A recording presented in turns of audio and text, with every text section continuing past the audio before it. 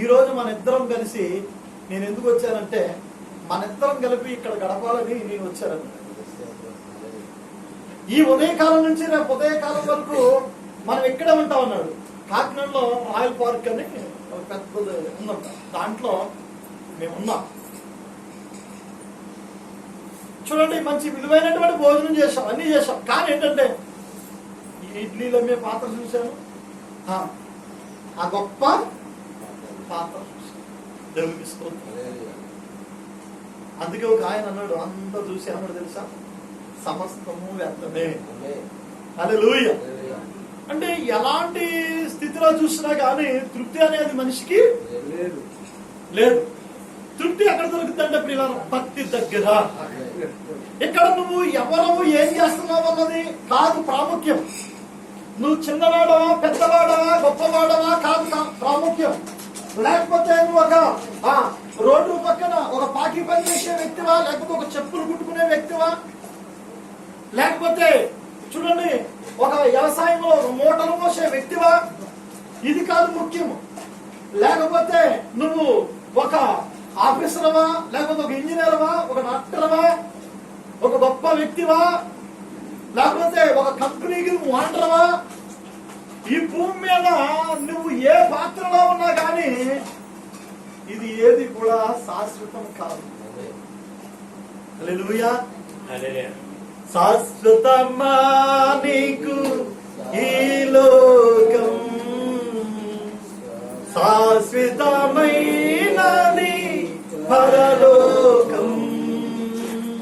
శాశ్వతమా నీకు ఈ లోకం, శాశ్వతమైనది పరలోకం.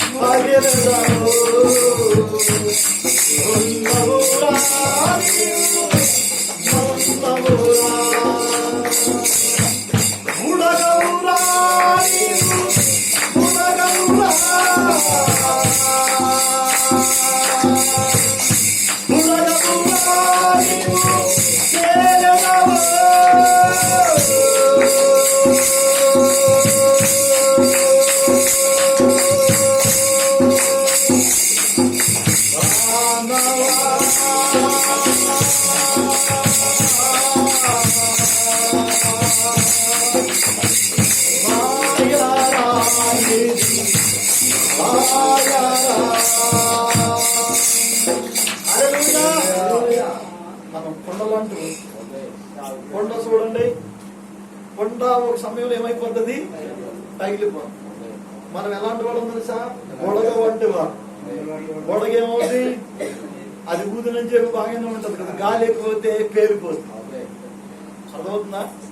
మనకు కూడా కొంత బీపీ ఎక్కువైందనుకో పేలిపోతాం, కొంత షుగర్ ఎక్కువైందనుకో పేలిపోతాం. అర్థమవుతుందా? కనుక ఈ బుడగ ఈ కొండ ఎప్పుడు వరకు ఉంటుందో తెలియదు. కనుక మనం అంతలో కనబడి అంతలో మాయమైపోయే ఆవిరి వంటి వాళ్ళము. దేవునికి స్తోత్రం. కనుక ఈ లోకంలో మనకి ఏది శాశ్వతము కాదు. నువ్వెంత గొప్పవాడవైనా కానీ అది శాశ్వతం కాదు. కనుక మనకు ప్రాముఖ్యమైనది ఏంటో తెలుసా? తిమోతి రాసిన పత్రిక 3వ అధ్యాయంలో 16వ వచనాన్ని మనం చదువుకున్నాం. తిమోతి రాసిన పత్రిక 3వ అధ్యాయము 16వ వచనాన్ని మనం చదువుకున్నాం.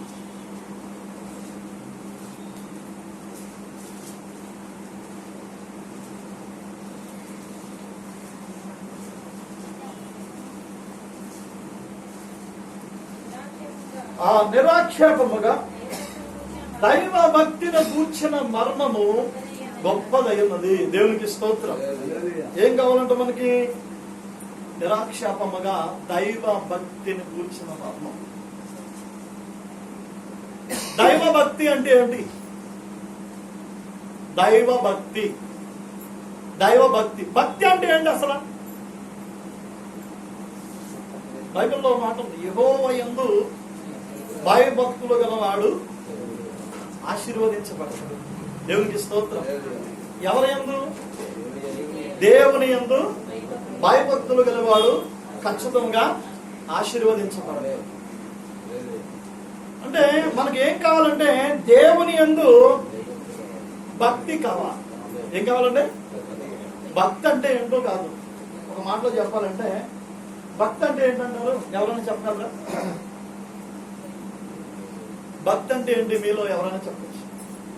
భక్తి అనగా ఏంటి? భక్తి భక్తి అనగా ఏమిటి? భక్తి అనగా చెప్పండి. ప్రార్థన చేయడమే భక్తి. ఇంకా ఎవరైనా? విశ్వాసం ఉండడమే భక్తి. ఇంకా ఎవరైనా చెప్పండి. ఇంకెవరైనా? వాక్యము చదవడమే భక్తి. మీరు వాక్యం చదువుతున్నారా? మరి భక్తి ఎలాగా? మరి మీకు కూడా భక్తి కావాలి కదా.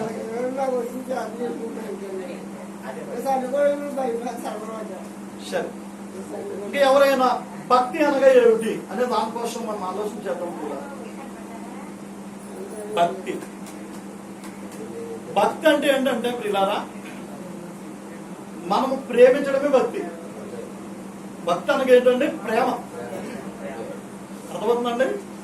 ప్రేమే భక్తి. దైవ భక్తి అనగా అర్థం ఏంటంటే దేవుణ్ణి ఎక్కువగా ప్రేమించడమే భక్తి. ఏంటండి? దేవుణ్ణి ఎక్కువగా మనము ప్రేమించడమే భక్తి. మీకు తెలుసు దేశభక్తి ఏంటండి? దేశభక్తి ఏంటి? దేశభక్తి అనగా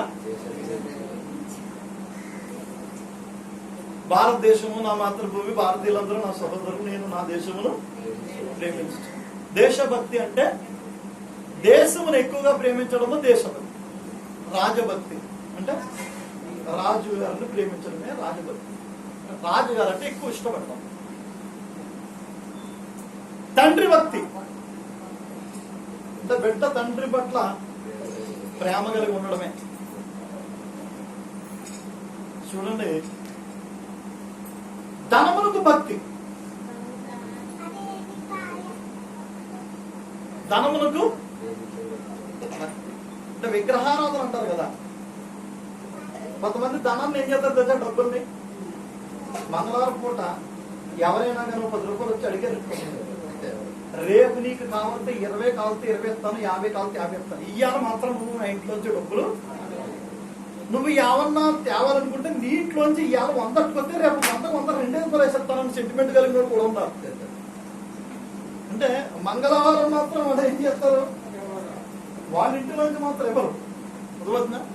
కొంతమంది ఏం చేస్తారు? డబ్బులు తెచ్చుకుంటారు, బీరువాలో పెట్టుకుంటారు. బీరువాలో పెట్టుకుని చేస్తారు తెలుసా?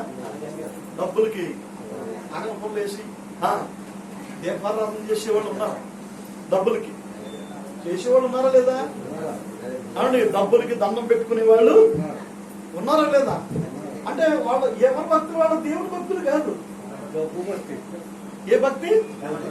ధనభక్తి అంటారు. అది ధనభక్తి అంటారు. దేవునికి స్తోత్రం.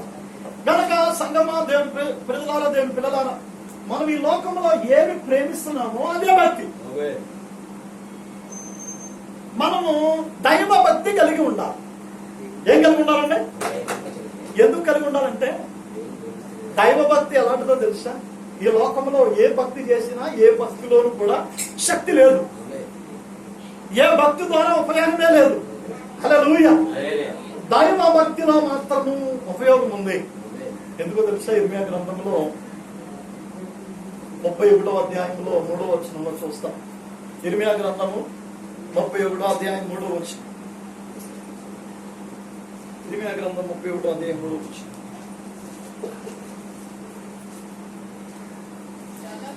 చాలా కాలం క్రిందట యెహోవా వాక్కు నాకు ప్రత్యక్షమై ఇట్లా, నేను శాశ్వతమైన ప్రేమతో నేను నిన్ను ప్రేమిస్తున్నాను. దేవునికి స్తోత్రం. ఈయన ఎలా ప్రేమిస్తున్నాడు దేవుడు? శాశ్వతమైన ప్రేమతో దేవుడు మనల్ని ప్రేమిస్తున్నాడు. కనుక మనం కూడా ఎవరు ప్రేమించాలి? మనం పాట పడతాం కదా, ప్రేమించేదం అధికముగా ఆరాధింతు ఆశక్తితో, అధికముగా ఆరాధింతు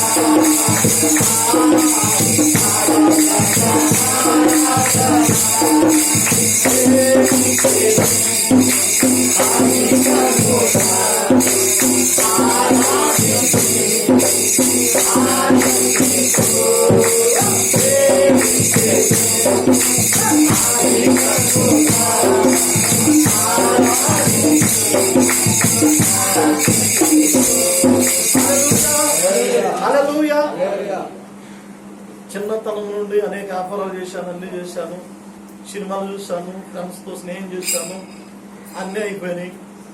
17 సంవత్సరాల వయసులో దేవుని వెలుగు వచ్చిన తాకింది. హల్లెలూయా. ఆ వెలుగు వచ్చిన తాకినప్పుడు నేను ఏమనుకున్నానంటే, దేవుని కొరకు జీవించాను. హల్లెలూయా.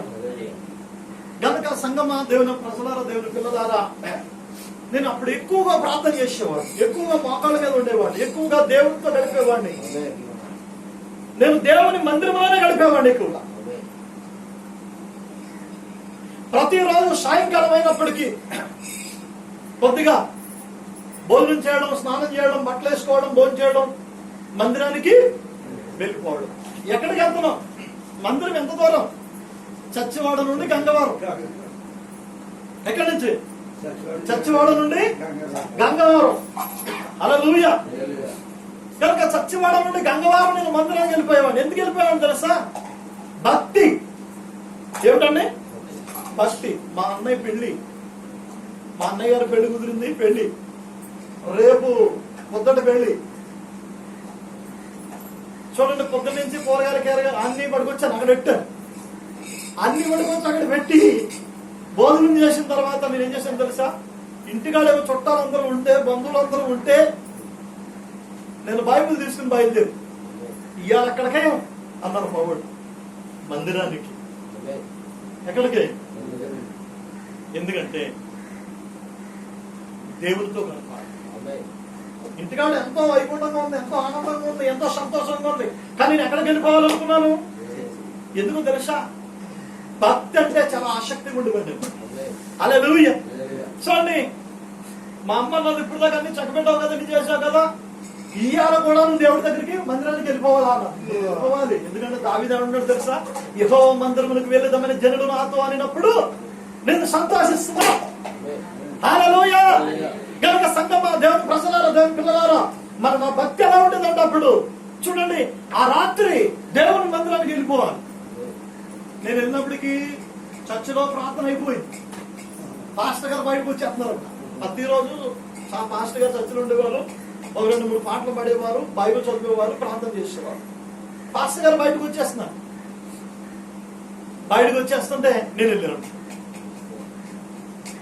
ఏడు సత్వంలో నువ్వు రావాలనుకున్నావు, మీ ఇంట్లో పెళ్లి కదా రేపు. దేవుడు ముఖ్యం, భక్తి ముఖ్యం. హల్లెలూయా. చక్కగా ఆ రోజు కూడా వెళ్ళాను. మరొకటి మరుసటి అంతే తెల్లారి గంటల ప్రార్థన చేశాను. ప్రార్థన చేసి 5:30 వరకు ప్రార్థన చేశాను. అప్పటి నుంచి మళ్ళీ సైకిల్ ఎక్కి 6:30 ఇంటికి వచ్చేసాను. ఇంటికి వచ్చేసి మళ్ళీ ఇక్కడ వడ్డన కాడ అన్నింటి కాడ అన్ని చక్కబెట్టాను, అన్ని చూసుకున్నాను. కాబట్టి అన్ని చక్కబెట్టాను, ఎక్కడెక్కడ చక్కబెట్టాను.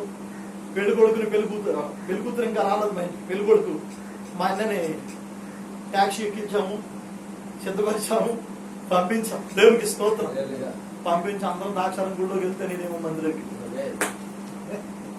హల్లెలూయా. కనుక ఒరేయ్, సొంత అన్నగారు వెళ్ళగలరా?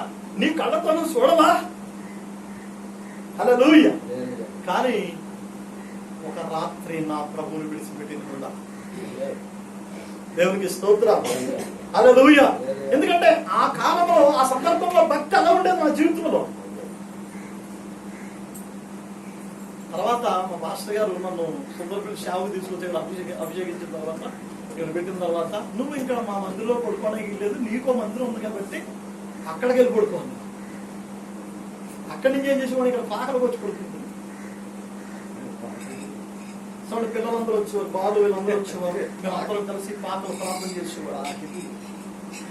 కనుక ఆ భక్తి, ఆ మొదటి రాత్రి నేను అలాగా 3 గంటలు లేచిన తర్వాత వర్తమానం చదువుకుంటున్నప్పుడు పాత జ్ఞాపకాలు వస్తుంది నా జీవితంలో. పగలు దేవునితో గడపడానికి టైం లేక, ఎందుకంటే పగలు వ్యాపారం చేయాలి, డబ్బులు తేవాలి, ఇంట్లో ఇవ్వాలి. నేను అప్పుడు దేవుడు ఒకటి అడిగాను. దేవుడు అంటే, ప్రభువా, నేను నిత్యము నీతో గడిపే భాగ్యం నాకు కావాలి.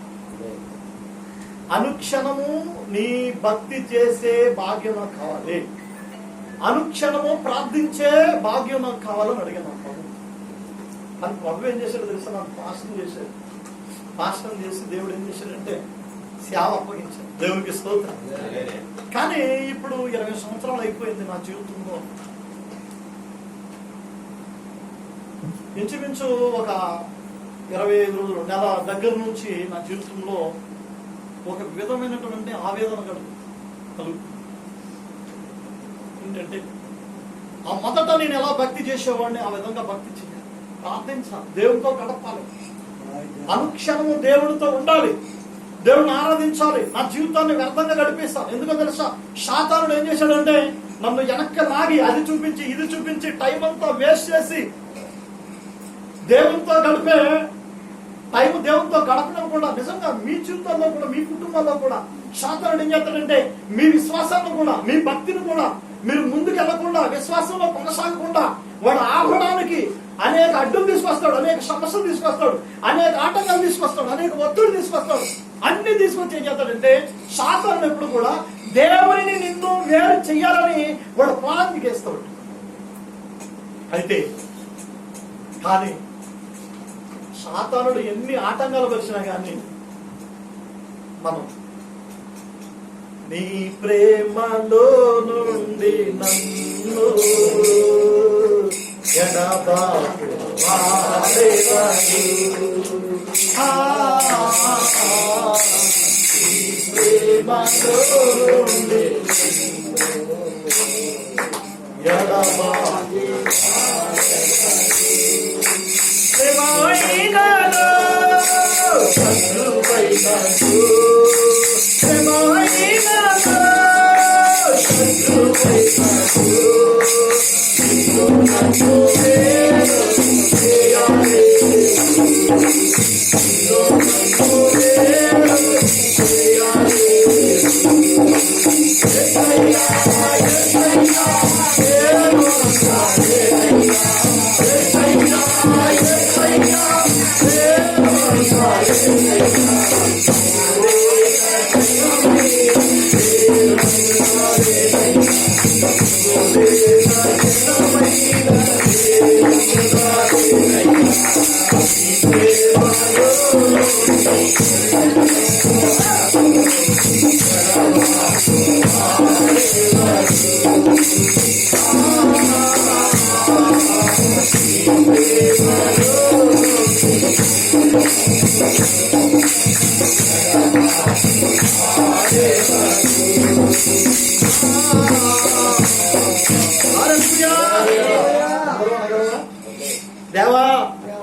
ప్రేమలో నుండి నన్ను ఎవ్వరు ఎడబాపగలరు నాయన, నీ నుండి నన్ను ఎవ్వరు వేరు చేయగలరు ప్రభువా.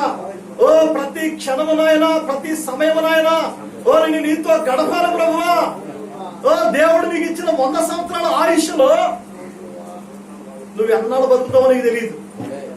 నువ్వు 70 ఏళ్ళు బతకొచ్చు, 80 ఏళ్ళు బతకొచ్చు. కానీ ఈ సమయంలో శాతానుడు ఏం చేస్తాడు తెలుసా? నీ టయాన్ని అంతటిని కూడా వ్యర్థంగా గడిపేయడానికి చేస్తున్నాడు. నీ సమయాన్ని వ్యర్థంగా గడిపేయడానికి చేస్తున్నాడు. అపవాది వాడు గర్జించి సినిమాలో ఎవరిని మింగుతాను ఎదురు చూస్తా ఉన్నాడు. వాడి పన్నాగం ఏమిటంటే, వాడి ప్రయత్నం ఏంటంటే దేవుని నుండి నిన్ను వేరు చేయడమే, నువ్వు దేవునితో గడపకుండా చేయడమే, నువ్వు దేవునితో ఏకమవకుండా చేయడమే. కనుక అన్నిటికంటే ప్రాముఖ్యమైనది ఏంటంటే దైవ భక్తిని కూర్చున్న మర్మము గొప్పది. కనుక ప్రతి ఒక్కరూ కూడా